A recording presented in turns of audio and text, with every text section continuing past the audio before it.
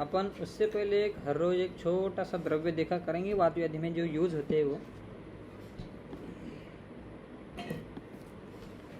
आवाज आ रही होगी सबको?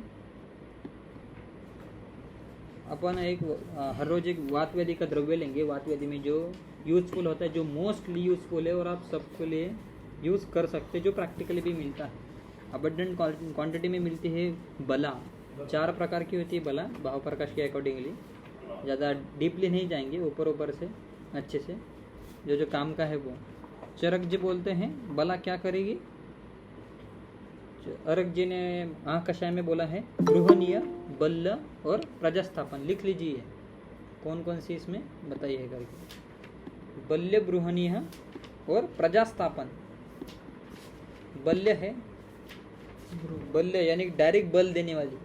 अगर कोई तुम्हारे पास पेशेंट आता है जिसका बल नाश है तो तुम इसको बल बढ़ाने के लिए बला दे सकते हो, गृहण करने वाली है। और एक प्रजास्थापन भी ऐसा भी कार्य बताया है कि ये जो बला होती है शुक्रवर्धन करके प्रजा का स्थापन करती है, बल देती है, हर एक चीज़ में बल देती है, इसलिए ये शुक्र का वर्धन भी करते हैं, तो शुक्र को भी बल देगी ही देगी। उसकी वजह से प्रजा स्थापन ये कार्य होता होगा, इसलिए तरक जी ने उसको बल्य, गृहणीय और प्रजा स्थापन महाकषाय में रखा है। पर्याय नाम में ऐसा कुछ अलग नहीं दिया है उसका, जिससे अलग कुछ नाम से कुछ अर्थ निकले, इसलिए बला, महाबला, अति बला ऐसा अलग अलग टाइप के हिसाब से उन्होंने नाम दिए हैं। अब क्या बोल रहे हैं, 4 प्रकार की बला का बोल रहे हैं। शीत मधुर बल कांतिकृत स्निग्धग्राही समीर अस्त्रपित्त शतनाशनम।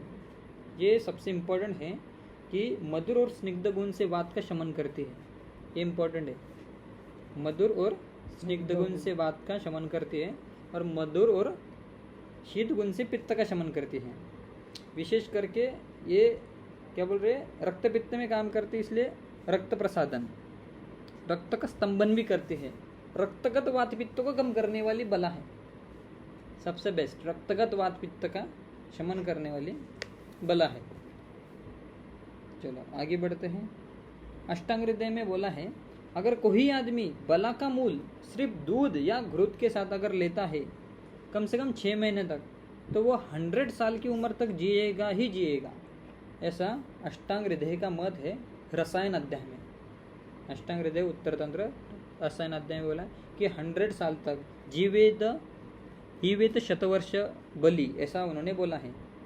अगर वात व्याधि में अगर इसका यूजफुल देखो तो मासादि धातु क्षयजन्य अगर वात व्याधि है तो तुम इसमें बला तेल, बला घृत, बला शीर, ऐसे बला क्वाद, अलारिष्ट, ऐसे आप अलग अलग टाइप से आप यूज कर सकते हो।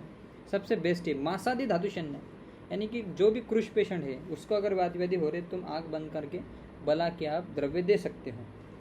अष्टांग हृदय ने और बला तेल का भी वर्णन किया है। वात व्याधि में श्रेष्ठ डायलेक्ट भाई, इसके बिना श्रेष्ठ कोई है ही नहीं। बला का आप यूज करिए, बहुत ही बढ़िया। बला गुड़िचादि तेल एक मिलता है, लिख लीजिए। बला के तेल भी देखो उन्होंने कितने बढ़िया से बनाए। बला गुड़िचादि तेल एक बला तेल है, एक चंदन बला लक्षादि तेल है, बला ही बला है। ऐसे बला सब बला को नाश करती है, ऐसा भी आप कह सकते हैं। ये सब लोकल के लिए और अनुवासन के लिए चलते हैं। लोकल पान अभ्यंग नस्य सप्तरप, पान अभ्यंग सप्तरप आप इसको यूज कर सकते हैं। अभ्यंग हो गया, पान हो गया, स्नेहन के लिए हो गया, बस्ती के लिए हो गया, सब तरफ आप बला तेल का उन्होंने वर्णन किया है कि सर्वस्व प्रयोग कैसे करना है, खाने में देना है, खाने में दे दो उसको। ये जो चंदन बला लक्षादि तेल है उसकी फलश्रुति आई है पांडुरोग सर्वज्वर विनाशनम, लक्ष्य डाले सप्त धातु वर्धनम, ऐसा बोला है ऐसा। और एक उनका भाव प्रकाशी बोल रहे हैं, अगर बला मूल चूर्ण अगर आप सेवन करो तो मूत्रातिसार हरती, यानी मूत्रगुच्छ हो, मूत्रगत रक्तपित्त हो, इसमें भी बला का बहुत अच्छा काम होता है। अगर धातु क्षयजन्य प्रमेय अगर है, यानी कि कोई पेशेंट तुम्हारे पास आ रहा है, क्रुश पेशेंट आ रहा है, वो बोल रहा है शायद उसको टाइप 1 डायबिटीज़ मेलिटस हो सकती है, इंसुलिन डिपेंडेंट ऐसे होते हैं। ऐसे मैंने क्रूश पेशेंट देखे हैं। क्रूश को टाइप 2 नहीं होगी, टाइप 1 ही होगी मैक्सिमम पेशेंट को। ऐसे अगर क्रूश पेशेंट आ रहे हैं तो उसमें धातुशयजन्य प्रमेय अगर है, यानी पेशेंट बोल रहा है कि मैं क्रूश हूँ भाई साहब, ऐसा आपको लग रहा है कि धातुशयजन्य प्रमेय है, तो उसमें आप अतिबला का दूध और शर्करा के साथ आप दे सकते हो, यूज़ कर सकते हो। और ये ठीक होते हुए भी मैंने 4-5 पेशेंट देखे हुए हैं। लेकिन टाइप 1 तो कंजेनाइटल है ना। नहीं, बाद में अगर हुई तो इंसुलिन डिपेंडेंट अगर होगा, भाई पेशेंट को इंसुलिन ही चढ़ाना पड़ रहा है, जवान लड़के आते हैं, तो उसमें भी स्त्रोतावरोधी मान के चला करो, ज़्यादा ये नहीं, स्त्रोतावरोधी मान तो के। उसमें हमें कहते हैं ना बला अतिबला, दूध और शर्करा के साथ। शुगर में हाँ, क्रिश पेशेंट अगर है, क्रूश दूध और पेशेंट, बला। हाँ क्रूश अगर पेशेंट, उन्होंने बोला ना धातुशयजन्य एक प्रमेय होता है, स्थूल और दुर्बल का अलग अलग से प्रमेय की चिकित्सा करनी चाहिए। पर प्रमेय का अपने यहाँ पर डायग्नोसिस क्राइटेरिया एक ही है, आबिल मूत्रता है कि नहीं है वो पहचान लो। नहीं तो ऐसा नहीं कि ब्लड शुगर रेस है और आप उसको प्रमेय मधुमेह बोल रहे हो और मधुमेह आ रही चूरन है, मधुमेह की ट्रीटमेंट दे रहे, तो ऐसा नहीं है। आबिल मूत्रता सबसे इम्पोर्टेंट होती है। एक जन ने, अपने वैद्य ने भी ऐसा एक्सपेरिमेंट किया था कि भाई कौन कौन से कंडीशन में उसने उसका आयुर्वेदिक निदान लिखा और ब्लड शुगर सबकी जांच की। जैसे कम से कम 20-30 प्रकार के निदान आए थे। जैसे ग्रहणी में आए थे, ग्रहणी और इसका प्रमेय में, उदर में भी आए थे। वो बोल रहे थे भाई इसमें बढ़ता है करके, शुगर बढ़ती। अर्श के लक्षणों में भी, कफजर्श के लक्षणों में प्रमेय बताया है, पित्तजर्श के लक्षण में प्रचुर मूत्रता बताई है। ऐसे प्रमेय का लक्षण भी हो सकता है अनेक व्याधियों का। तुम देख रहे हो प्रमेय, उसके एसोसिएटेड सिम्टम देख के तुम्हें और भी कुछ अलग मिल सकता है। चलो आगे चलते हैं, आज के लिए बला के ऊपर ही रुकेंगे, वाद व्याधि पर। चलो वाद व्याधि स्टार्ट करते हैं। कौन सा चालू था? 117। एक सेकंड, 117 नंबर। पढ़िए 117। फलानां तैलयोनीनाम अम्लपिष्टानं सुशीतलां प्रदेह अनुपनाहास्य गन्धर्ववात अहर अपि पायसे कृशरे एवश्च कारयत स्नेह संयुक्ते। जिन फलों से तेल निकलता है, जैसे तिल, तीसी, सरसों, रेड़ी आदि को कांजी में पीसकर ठंडा प्रदेह लगाए और वातनाशक गंध द्रव्यों, जो ज्वराधिकार में पठित अगुरवादी तेल के द्रव्य में तेल मिलाकर या खीर पकाकर या खिचड़ी बनाकर पुलटीज बांधनी चाहिए। क्या बोल रहे फिर वो, कैसे करना चाहिए? एक तो उपनाह बांधना है अपने को, किसका बांधना है? जिससे भी तेल निकलता है, ऐसा का आप कूट काट के, तिलों को कूट के आप उपनाह बांध सकते हो। सरसप्पा का भी उपनाह बांधते हैं, अतसी का भी बांधते हैं उपनाह, अतिस्यादि उपनाह है ना, अतिस्यादि उपनाह का रेफरेंस है। लेकिन वो बहुत ये होता है, अगर विद्रती गर्म लगा हो दे जाता है, तो गर्म। विद्रती का पाक हो जाता है। विद्रती का पाक हो जाता है। और नहीं, कसी का। अगर आप देखोगे ना तो बहुत सारे ऐसे क्वैक जो प्रैक्टिशनर होते हैं ना, वो ऐसे प्रैक्टिशनर गरम लेप, उसी से फायदा हो जाता है। गरम लेप, उसी से वो इन्फ्लेमेशन क्रिएट करते हैं, है कि नहीं? और इधर का ब्लड सप्लाई बढ़ता है और ठीक होता है, पेशेंट का पेन कम हो जाता है। पेशेंट बोलता है वाह भाई ये तो हरा लेप, ऐसा बहुत सारे। हमारे इधर एक आशिम डिस्ट्रिक्ट में एक है भाई, सिर्फ लेप लगाता है, सिर्फ लेप, बाकी कुछ आता ही नहीं। लेप चिकित्सक वगैरह से लाइन लगती है उसके ऊपर, और कम से कम 500 रुपये लेप लेता है, 500 रुपये लेप। हमारे इधर भी अड़गांव का लेप फेमस। लेप भाई, लेप चिकित्सा किया करो, लोगों को फायदा है भाई। क्या कुछ नहीं, गर्म लेप लगाते हैं वो, कुछ भी नहीं करते। अत्यशादी उपनाह सरचप, और ये फॉलो नहीं करते, 3-3 दिन लगाकर रखने के लिए बोलते हैं हमारे इधर। अब और वो देखो क्या नाम है उसका अपना, अगर आप वातव्याधि के तेल में जाओगे ना, कोई भी ऐसा अर्नोपेन एलिमेंट लोगे, शल्य के लिए एलिमेंट लोगे, डायनोटीज ऑयल, कोई भी ऐसे ऑयल अगर लोगे आप वातव्याधि के ऊपर, वो बोल रहे हैं ना मस्कुलर पेन के लिए, सब में तुमको गंधपुरा तेल मिलेगा ही नहीं। गंधपुरा तेल, तूरक तेल जो सुश्रुत ने बोला, इतना गर्म करता है वो, आपके लगाने के बाद आपके ऐसे ज्वालाएं निकल रही है, ऐसा लगेगा। यानी क्या कर रहा है वो, इन्फ्लेमेशन क्रिएट कर रहा है कि नहीं? जो स्टैग्नेंट ब्लड है उसकी वजह से जो पेन हो रहा है वो रिलीव कर दे रहा है, और भाई पेशेंट को बोल रहा है तेरे पेन में रिलीफ मिलता है गंधपुरा तेल से, टर्पन टॉयल और गंधपुरा तेल। लेकिन फिर अच्छा है क्या वो? अगर ज़्यादा करोगे तो रुक्षण तो होगा ही होगा, है क्या नहीं। पर इन्होंने बोला है कि उपनाह करना चाहिए तो करना ही चाहिए। पर देखो अलग अलग बता, कभी तिल का करो, कभी सरचप का करो, कभी अतिशी का करो, अलग अलग कंडीशन के हिसाब से। ज़्यादा रुक्षण भी नहीं होना चाहिए। टर्पंटाइल और गंधपुर ऑयल इतने उष्ण है कि वे रुक्षता तो उत्पन्न करेंगे। जैसे विषकर्भ ऑयल के बारे में बोला, दत्तूर का जो ऑयल है वो भी रुक्षता उत्पन्न करता है, इसलिए आम बात में लगाने के लिए बोला है ना, आम की कंडीशन, स्तंभ की कंडीशन। चलो क्या बोल रहे हैं, वातग्न गंध द्रव्य जिसका शीत जर प्रकुरण में अग्रवादी गंध नाम से जो उल्लेख है, जब ठंड लगती है तो इन्होंने अग्रवादी का उपयोग किया होगा। उसमें स्नेह मिलाकर पायस और कृषरा खिचड़ी का स्नेह या घृत मिलाकर शीतल प्रदेय भी तुम गाढ़ा लेप लगा सकते। कुछ नहीं हो रहा तो भाई खिचड़ी का लेप भी तुम लगा सकते पैर के ऊपर, बहुत बढ़िया है। खिचड़ी या खीर का लेप भी तुम बढ़िया से एक कटोरी लेने की चावल, बासमती चावल या षष्टिशाली श्वेत, जो षष्टिशाली पिंडी श्वेत करता है, अन्न लेप ही नहीं तो हुआ वो। मस्त से चावल उसके अंदर पकाओ और जानो संधिया पूरे हाथ के ऊपर, जहाँ पर भी पेन और जहाँ पर भी वादी वहाँ पर लगा, बढ़िया रिजल्ट आ जाएंगे। उतना ही तो करना।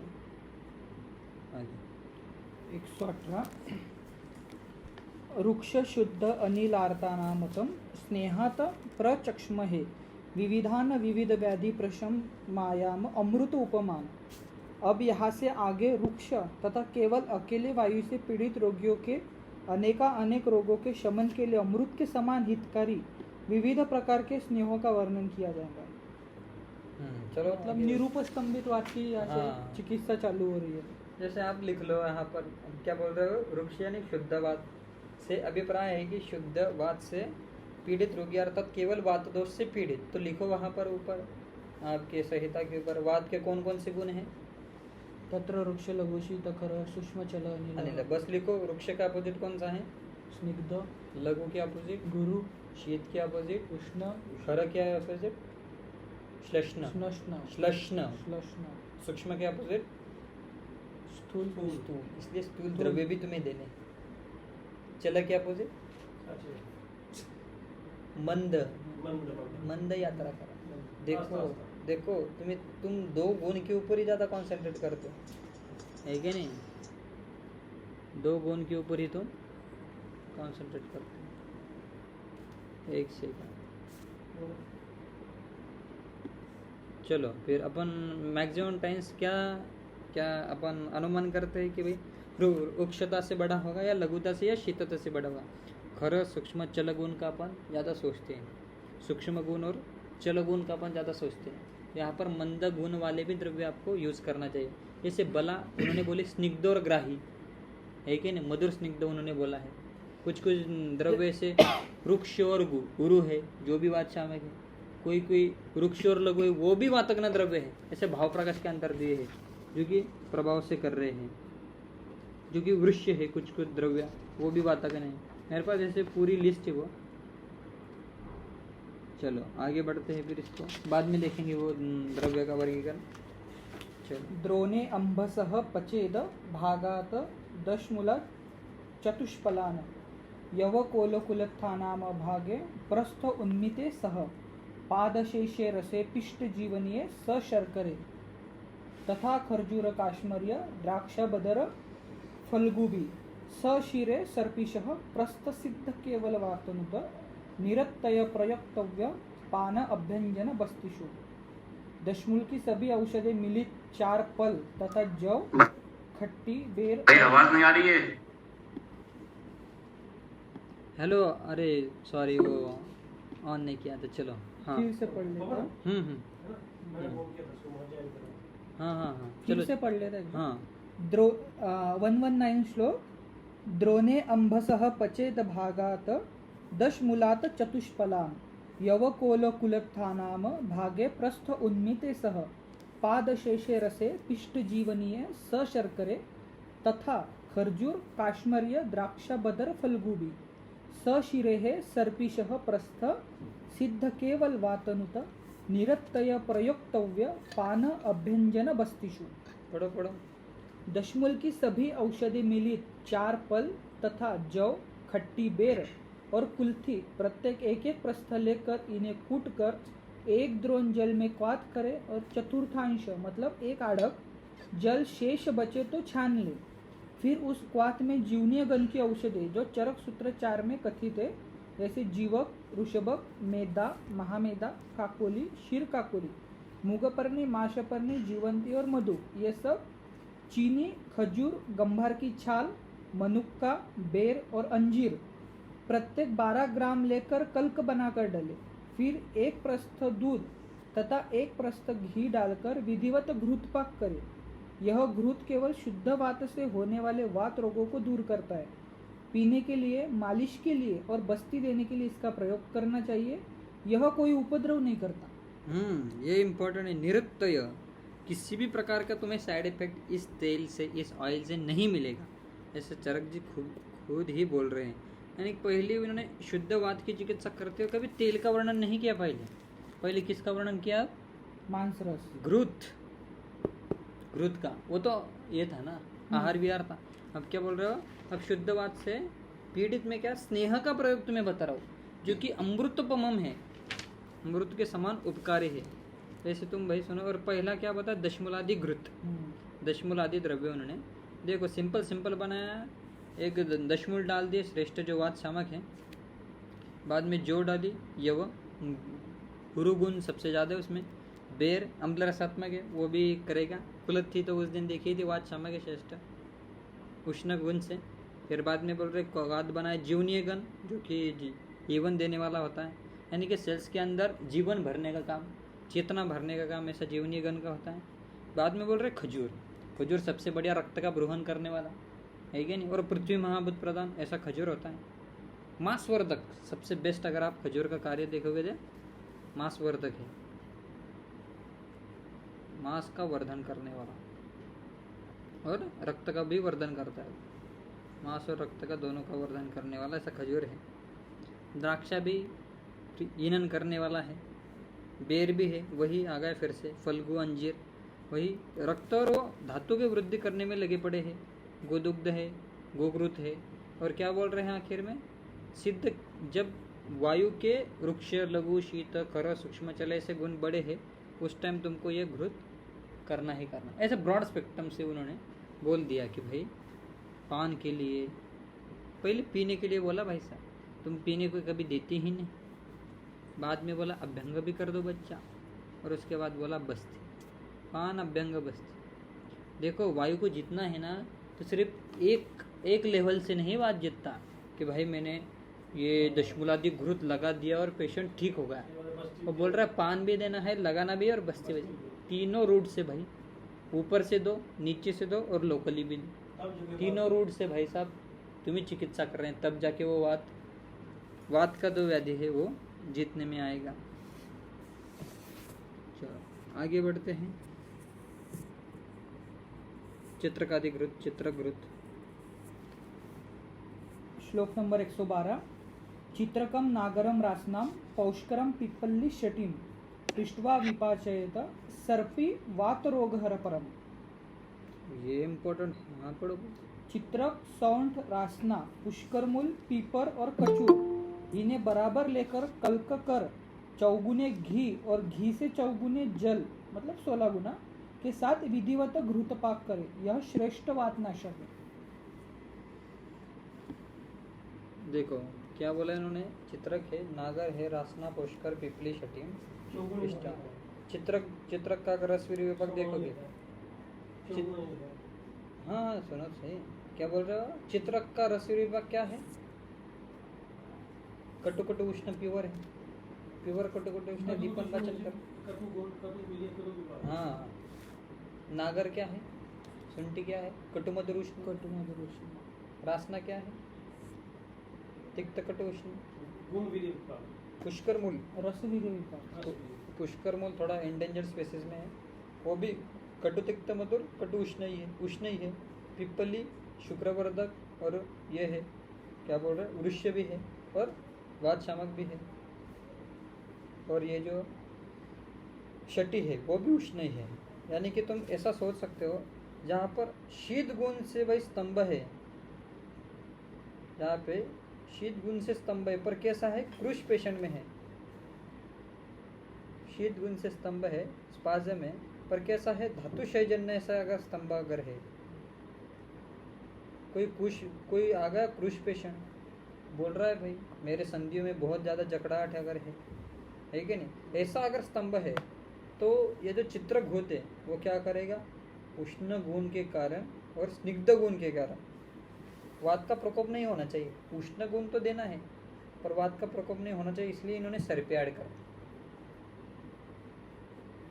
इसलिए आपको समझ में आना चाहिए कहाँ पर क्या देना है।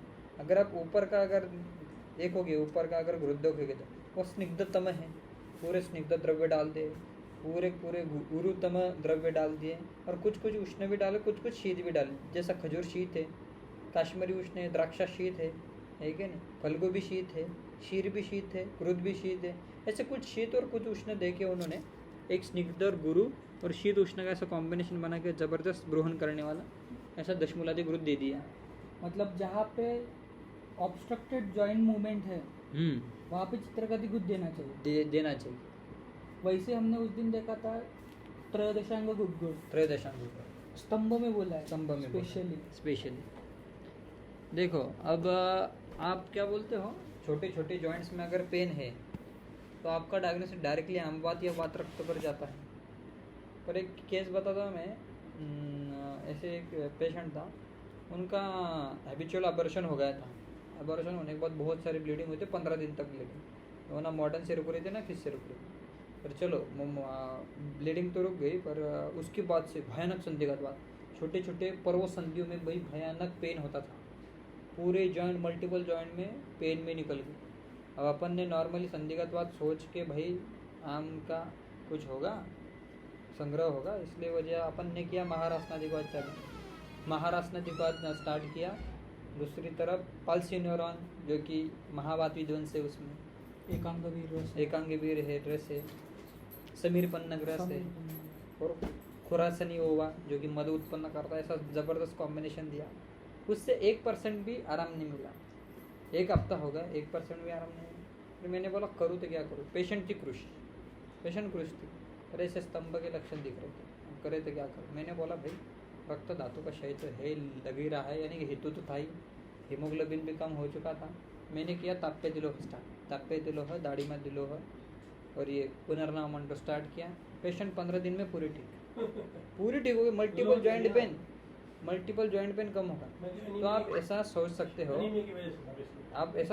हो कि भाई रक्त का जो जीवन कार्य है वो प्रॉपर तरह से उनके मसल्स के तरफ हो नहीं रहा है कि नहीं। लेकिन एनीमिया में जॉइंट पेन तो कॉमन है ना, जॉइंट पेन का चेक कराना, जॉइंट पेन में आई है।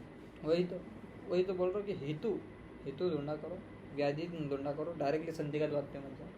मल्टीपल जॉइंट पेन भी आ गया, मतलब ये कर सकते कि अगर जॉइंट पेन का पेशेंट आ रहा है और जनरली फीमेल आ रही है तो हमें एक बार उनकी सीबीसी करवा लेनी चाहिए, ताकि एनेमिक तो नहीं, उसकी वजह से तो जॉइंट पेन नहीं हो रहा, उसकी वजह से। कोटेशन नंबर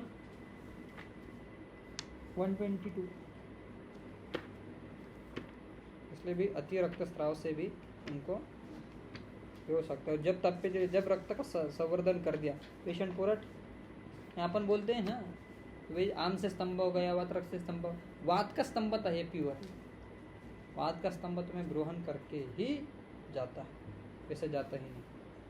इसलिए जहाँ पर शीत स्तंभ है, जहाँ पर अग्निमाध्यक भी है थोड़ा सा पेशेंट, उसको तुम चित्रघृत दे सकते। सुश्रुत सूत्र 14 शोणित वर्णनियन में रक्तस्राव का कॉन्ट्राइंडिकेशन में बहुत से एकांग रोग को भी बोला है और पक्षाघात को भी बोला है। तो ये लिंक हो रही है, क्योंकि पक्षाघात और एकांग रोग बहुत सारे प्योर वातज से ही हो रहे हैं। प्योर वातज रोग है और उनमें हम और रक्त मोक्षण कर रहे हैं तो और वात वृद्धि हो रही है, तो रोग वो बढ़ेगा ही। क्योंकि हमारी चिकित्सा वो है, अगर 1-2 बार सेट नहीं बैठे तो उसको सोचो कि क्या होगा। हाँ, अगर एक बार में अगर तुम्हारा पेशेंट कुछ भी रिस्पांस नहीं दे रहा 7 दिन में ही, 15 दिन तो बहुत होगी, 7 दिन में ही अगर तुम्हारा चिकित्सा में कुछ भी अगर आराम नहीं मिल रहा तो तुम समझ लो कि ये हो रहा है। देखो पांडुरोग चिकित्सा में भी बोला है, पिंडिको उद्वेष्टनम, 16 नंबर का श्लोक, 16वां अध्याय 16 नंबर का श्लोक में दिया, पिंडिको उद्वेष्टनम कटी उरु पाद रुक सदनानी, कि पाद में, कटी में, उरु में, जंगा में, पिंडी में रुक होगा, दर्द होगी। पेन होगा, दर्द होगा। भवत्य आरोहण आयास विशेषस्य वक्ष्यते, चलते हुए या आरोहण करते हुए सीढ़ियाँ चढ़ते उसको सांस सांस फूले, फूले। ये सबसे, इसलिए पेशेंट को आ जाएगी पेन। सिर्फ संदिग्धवात पेशेंट का सिर्फ ये मत पूछो जॉइंट पेन है क्या था, ये भी पूछो चलते हुए भाई सांस लग जाती है, कमजोरी लग जाती है, तो संदिग्धवात है ही नहीं, वो पांडु है क्या? इसलिए डिफरेंशियल डायग्नोसिस अपने आयुर्वेद के हिसाब से भी आपको करते आना चाहिए। आप अस्थिगत शैथिल्य समझ सकते हो इससे, क्योंकि पांडु एक शैथिल्य का ही व्याधि है।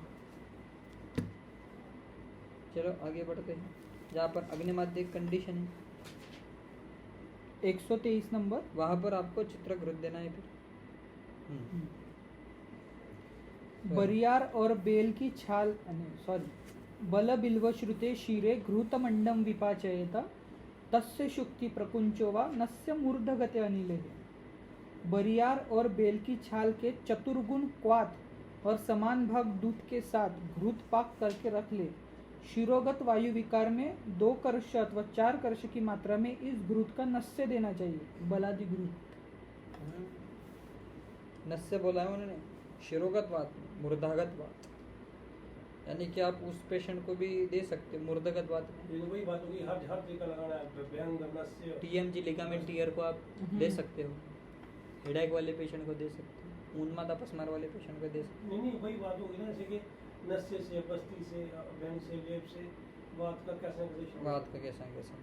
और वो स्पेशली बोल रहे हैं कि नस्य मूर्धागत अगर वात है तो मैं नस्य ही देना, नो एक्सक्यूज फॉर दैट, देना है मतलब देना ही। क्या बोल रहे, बला बिलवा दूध के साथ दे। और मूर्धागत वात विकार में एक शुक्ति इंपॉर्टेंट है, एक शुक्ति परिमाण में या एक प्रपंच प्रमाण में इस सिद्ध घृत का नस्य कर, कितना नस्य करना है बच्चों? शुक्ति, एक शुक्ति मतलब कितना? आधा पल, आधा पल मतलब 5 ग्राम, एक पल मतलब 24 10। कितना? 24 करेक्ट, 22 ग्राम, 44 ग्राम तक जाता है एक पल, ठीक है।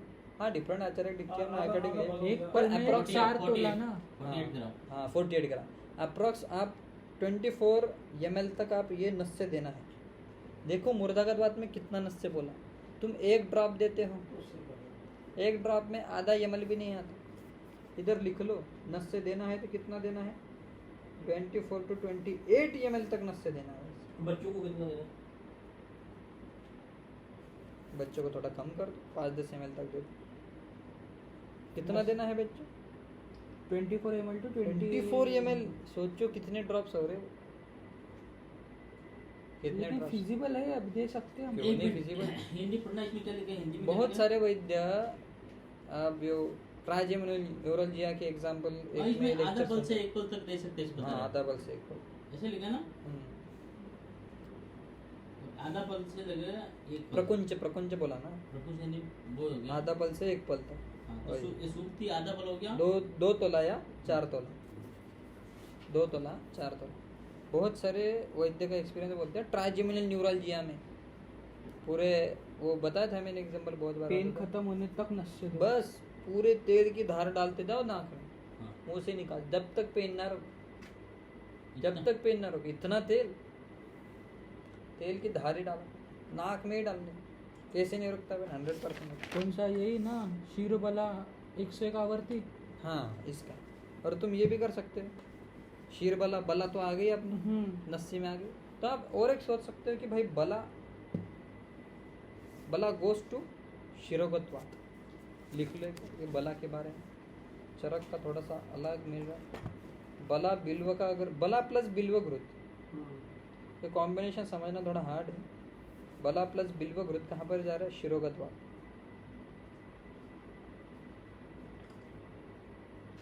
सबसे इम्पोर्टेंट, और क्या करना है उसका? शिरोगतवात में नस्य का।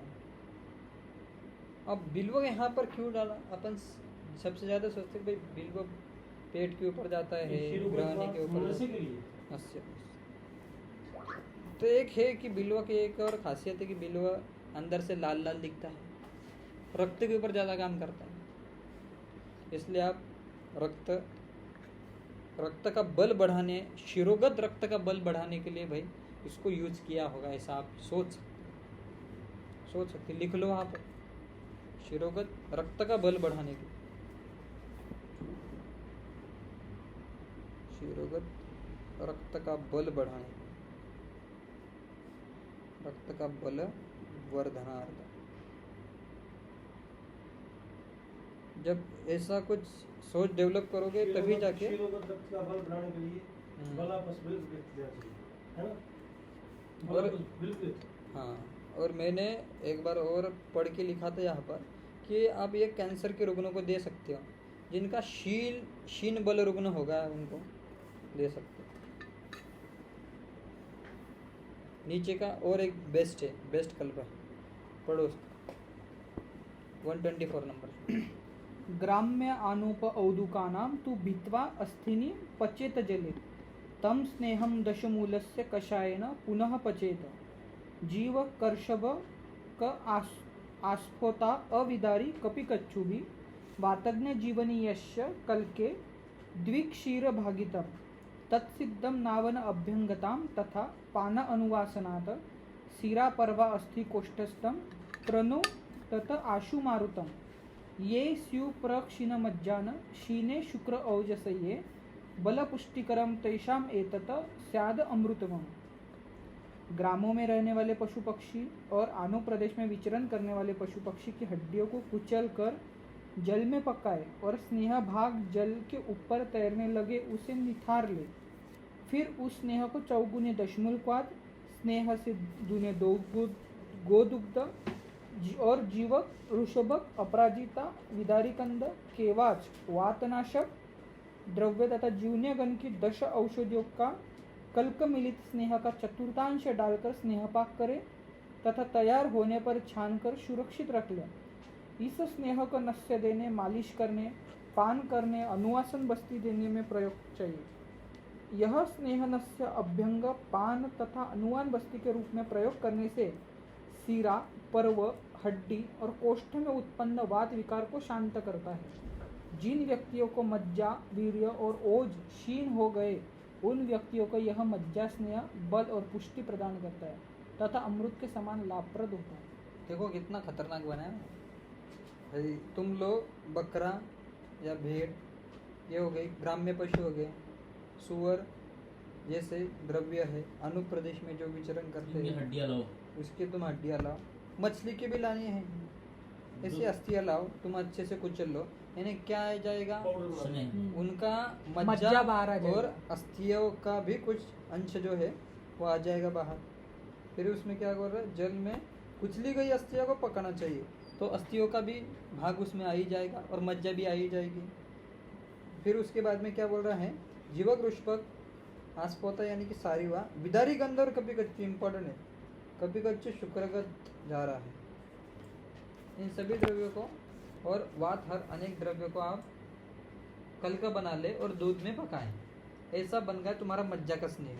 जो कि मैं बोल रहा हूँ महाराज प्रसारणी जो तेल है, कैप्सूल जो है वो भाई सेम टू सेम ऐसे ही बना चाहिए। और उसमें सिर्फ अजा का मास्टर्स इतना ही है, बाकी से। पर देखो इन्होंने अलग अलग प्राणियों के अस्थियाँ बोली है मैंने, अस्थियों के स्नेह निकलना है। अस्थियों के अंदर से, पाउडर बना दो। अस्थियों के अंदर से स्नेह बोला है उन्होंने, अच्छे से बना लो। जहाँ से बकरा ये कटता जो है, वहाँ से लाओ ये हड्डियाँ, जो मज्जा का उबालो। स्नेह है, देखो मज्जा का स्नेह है ना, क्या बोल रहा है, नावन। अब इधर सबसे पहले क्या है, नावन। इसलिए वात व्याधि को जीतने के लिए सिर्फ तुम यही चिकित्सा मत करो कि भाई बस मैं बस तेल ही लगाऊंगा या बस्ती दूंगा। हाँ। नावन बोला, नावन क्या होता है? नस्य। उसको नसी बोलते बाद में बोला अभ्यंग, बाद में बोला पान और अनुवास। अब देखो सीरा में अगर गांठें बन रही है, तुम्हारी जो सीराज ग्रंथि होती है, तुम्हारी जो वेरिकोज वेन होती है, इसका एक्सपेरिमेंट किया नहीं है पर आप कर सकते हो। सीरा के गांठे, पर्व जो संधि है, छोटे छोटे जॉइंट्स में अगर पेन अगर है तुम इसको दे सकते हो।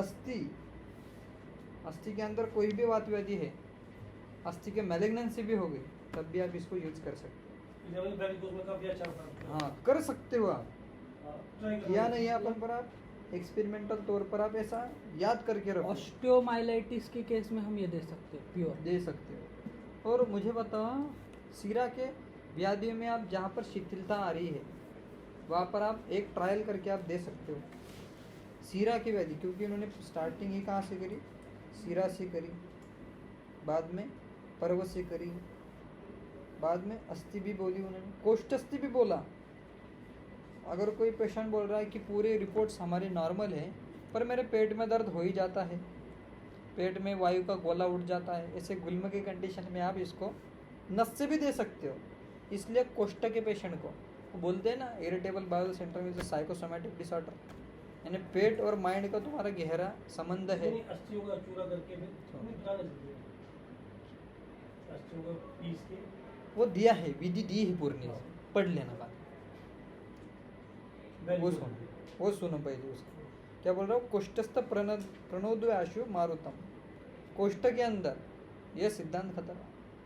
इरिटेबल अगर बाउल सिंड्रोम है तो मैक्सिमम बोलते हैं कि साइकोसोमैटिक डिसऑर्डर है, यानी कि उसके मन उसका पेट में ही रहता है कंटिन्यू, बोलता भाई मेरा पेट खराब है, उसका मन ही हो जाता है कि भाई उसका ब्रेन को पता ही है कि भाई ये खाने से मुझको लैट्रिन होने वाली है, ऐसा इरिटेट हो जाता है वो, माइंड से इरिटेबल हो जाता है। मैक्सिमम पेशेंट मानसिक होते हैं, इसलिए जाते हैं जैसे कॉन्स्टिपेशन की भी मैं मैक्सिमम पेशेंट को मानसिक होती है, मेरा पेट ही साफ नहीं होता, कितनी बार जाते हैं, एक ही बार जाता हूँ, अब कितना साफ करेगा, है क्या नहीं, मानसिक हो जाती है वो पूरे के पूरे।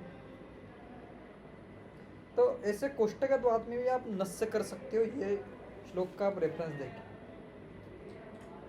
जो भी ऐसे मानसिक रोगी है, पेट में ही उनका मन लगा रहता है, भाई मेरा पेट खराबी है, मेरा पेट खराबी है, उसको आप पहले नस्य दो इसका मज्जा स्नेह का। देखो मज्जा स्नेह का नस्य बोला है भाई साहब ने, बाद में बोला अभ्यंग भी करो, बाद में बोला पान। मज्जा से क्यों बोला, कि हड्डी से क्या निकलेगा, मज्जा निकलेगा ना। सुनो पहले बताता हूँ क्या बोल रहा, पान और अनुवासन करो, ये तो कि प्रणोदु आशु मारुतम, आशु क्विकली भाई ये सब काम करे, ऐसा नहीं 1-2 महीने में काम, क्विकली काम करे। अब बोल रहा ये सु प्रक्षिणम मज्जा न इम्पॉर्टेंट है, पेशेंट की अगर मज्जाशय का अगर पेशेंट है, मज्जाशय के अगर आप देखोगे तो भ्रम है उसके अंदर, अगर ऐसे लक्षण दिखा रहा है पेशेंट, अगर रिक्तता, हाँ अस्थि रिक्तता, मज्जा का पूर्ण कार्य नहीं हो रहा है, मज्जा के ऐसे भी डिसऑर्डर है। केस आते ना कि ओल्ड एज में पेशेंट सीढ़ियाँ चल रहा है, चलते चलते फ्रैक्चर हो गया, यानी वही तो मज्जाशय के लिए हो। जैसे मज्जाशय के पेशेंट में आप प्योरली जहाँ पर मज्जा दुष्टि है, जहाँ पर शुक्र दुष्टि और जहाँ पर अस्थि है, मज्जा शुक्र अस्थि 3 धातु पर काम करने वाला ये मज्जास्थ। तुम्हें मज्जा जहाँ पर क्षय लगे, शुक्र क्षय लगे, अस्थि क्षय लगे, तुम्हें दूसरा तेल देना ही नहीं है, मज्जा ही देनी है, नो एक्सक्यूज फॉर इट। अगर एक्सक्यूज अगर होता तो ये पशु पक्षियों का मांस रस और द्रव्य एकत्र करके क्यों देते, सीधा बोल देते कभी कच्चू दे दो बच्चों, खत्म बात।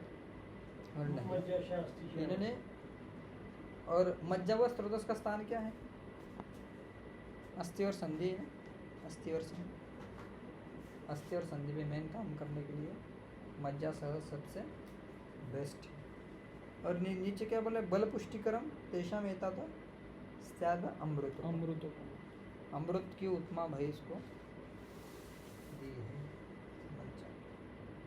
ऐसे ही आगे बोल रहे हैं, इसी प्रकार नक्र घड़ियाल, मगरमच्छ, मछली, कुरमा, चुल्की नामक मछलियों की वसा को उपयुक्त विधि से यानी बला तथा बिल्व से सिद्ध घृत पकाकर मत्स्य और पान के रूप में आप उत्तम होता है।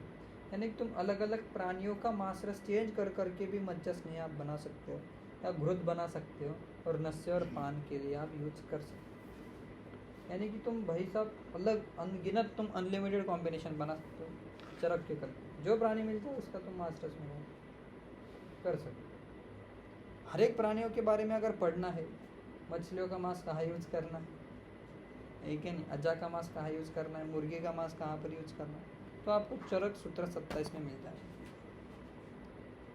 तो मांस जो वर्ग बताए हुए हैं। चलो आज के दिन के लिए इतना है, कल देखेंगे।